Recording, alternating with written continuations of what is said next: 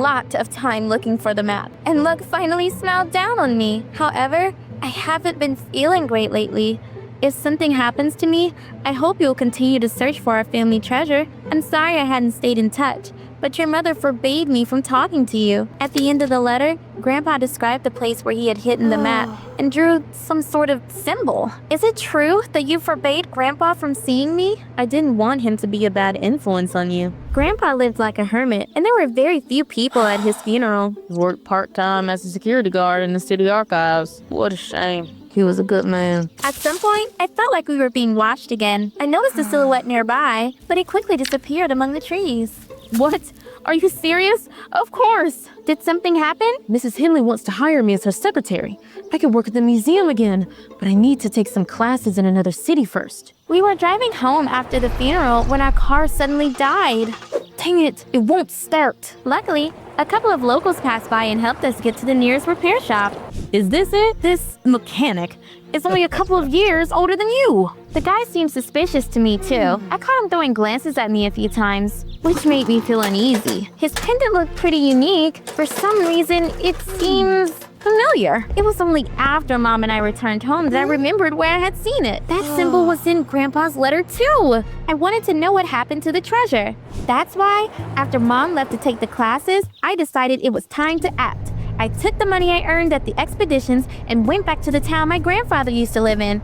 Then I took his compass and walked into the forest. The letter says to move northwest towards an old oak tree. I almost got lost a few times, but eventually managed to find the right place. I didn't think you would do it. I turned around and saw the guy from the repair shop. What are you doing here? He told me his name was Jacob, and that besides fixing cars, he volunteered at a special center. Your grandfather was lonely, and I brought him groceries. We were friends. He told me about his family and the treasure. He even gave me a pendant with your family's coat of arms. I was with him when he collapsed and called an ambulance. So it wasn't my imagination. Have you been watching me? I have been since your arrival. Your grandpa asked me to help you look for the treasure, but I didn't think you were interested in that. You and your mom never cared about your grandpa. You haven't even answered any of his letters. But I hadn't received any, although Mom could have intercepted them. Anyway, since you're back, I'm willing to help. Here's the map.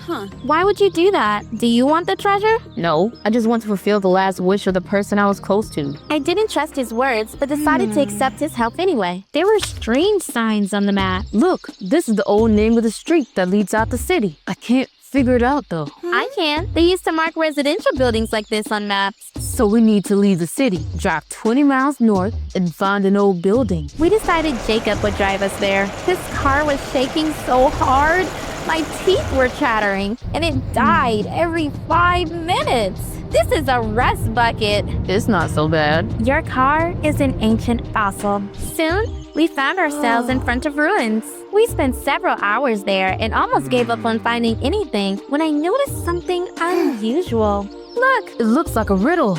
this probably shows us the way further. Sorry, I need to take this. In the evening, we returned to Grandpa's house and tried to solve the riddle. I spent the night Googling and reading books, but it paid off.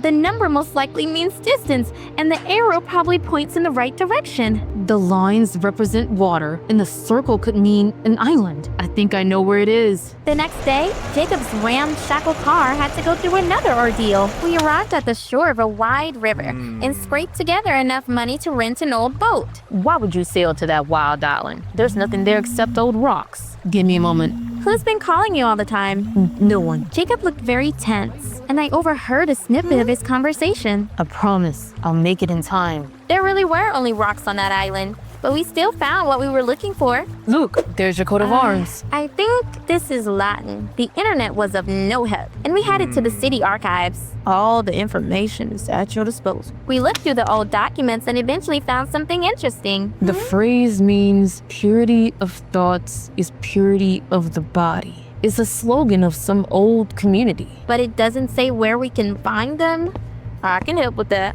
There are a few members of that community left, but the settlement is not far from the city. It turned out these people lived in an eco-village in a forest. At first, they didn't want to let us in. Outsiders aren't welcome here. But everything changed when the residents saw Jacob's pendant. That symbol. Soon we were told that the elder of their settlement wanted to see us. But first, you need to purify your bodies and thoughts. First, they made us change our clothes. They gave me something that looked like a wedding dress, and a scary mask. When Jacob saw me, he looked terrified. What's with the creepy mask? They sat us down in front of a bonfire, and a woman recited some strange mantras over us. After the ceremony was over, I felt like I got married and divorced on the same day. I took off the mask and met Jacob's gaze. Had he always been so handsome? You're blushing. It's from this heat of the campfire. Soon we were taken to the elder and told him about our search. A relic has been passed down through my generations in my family too. We knew we would have to give it back one day. The relic turned out to be a simple wooden tablet with yet another message. A one-armed warrior guards a secret. There were also various numbers carved into it, but Jacob and I did not understand what they meant. That evening, we came back to Grandpa's house and tried to figure it out. I think it's time for bed. You can sleep in the living room. As he laid down on the couch, his wallet fell out of his pocket, and I saw a picture of a beautiful girl in it. For some reason, it was unpleasant. Am I jealous? Instead of thinking about the treasure, I spent the whole night wondering about that stupid photo. In the morning, we kept trying to decipher the message, and at some point, Jacob got an idea. These numbers are latitude and longitude. Look, these are the coordinates of your hometown. You're a genius. There is a sculpture of a knight with one arm in the museum where my mom used to work. What if that's what we're looking for?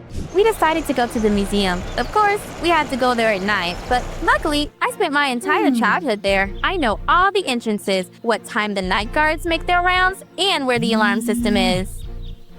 Sorry. Just wait a bit more. I'm almost done. Who's calling him all the time? That pretty girl? We hid in the museum and waited for dark. After everyone had left, we crept up to the knight. Look, your coat of arms is on the tip of the spear. Jacob lifted me up and I realized there was something hidden in it. Got it. It's a key. What's in the note? The ink is smudged. I can't read this. What's going on here? Security! Mrs. Henley? Mom? I came back a bit earlier. What are you doing here? The next moment, Miss Henley noticed the spearhead in my hand and went berserk. I gave you a chance, despite your terrible reputation. And what do? Let your daughter break into the museum and damage the exhibits. You'll have to pay for this. Melanie, get in the car. How could you set me up like that? What were you doing with that nobody? Jacob is not a nobody, and we've almost solved the mystery of the treasure. So that's what this is all about? From now on, I'll lock you up so you won't do anything stupid. Mom carried out her threat and locked me in my room. I stayed up all night texting Jacob. I couldn't make out the words in the note, so we're stuck. Mom went to the museum in the morning to talk to Mrs. Hanley, but wouldn't let me out. After she left, I received a notification from an archaeological chat. A new expedition is coming up. I kept thinking about it and suddenly remembered something. I think there was an indentation shaped like this in the cave I found last time. I got out of the house through the window and called Jacob. I'm glad I didn't leave. While we were driving along the highway, the car started to break down and stalled. This ancient fossil.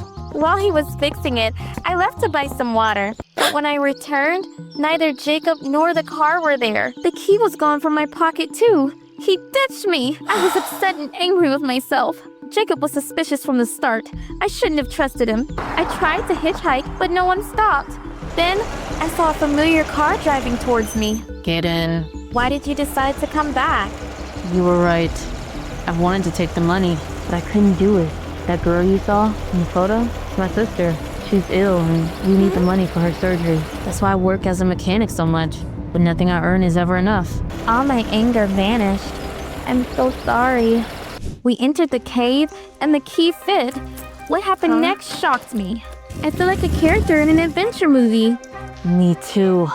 Instead of gold and money, the treasury was filled with old paintings, sculptures, and valuable artifacts. After closing the passage, we went to the museum. I wanted to talk to Mom, but instead, we ran into Mrs. Henley. We will pay for the damages, and you will have new exhibits soon. I told her about our discovery, and Mrs. Henley was delighted. She asked us more questions, but what happened next left me speechless. Security, lock these two up. Now I know how to find the treasure, and I'll tell everyone that I discovered it. No one will believe you. Mr. Andrews is our ancestor. It doesn't mean anything. I can be convincing. Everyone believed me when I said your mother stole the money, didn't they? You set her up? I really wanted to be the director. Let us out. We need to get out of here. Calm down. I realized what was going on and filmed Mrs. Hindley's confession on camera. Have I mentioned that you're a genius? They let us go in the evening, thanks to evidence.